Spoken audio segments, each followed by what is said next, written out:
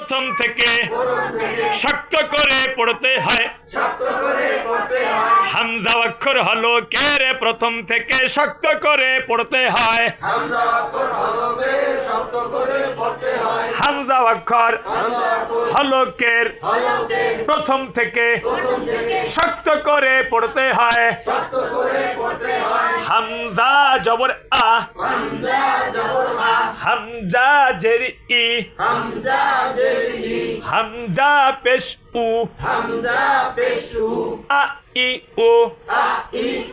এবার আমরা শিখলাম হামজা অক্ষর হলকের শুরু থেকে শক্ত হবে কেমন।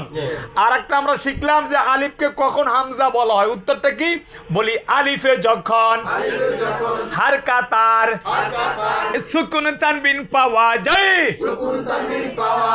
সুকুন তানবিন পাওয়া যায়, আলিফকে তখন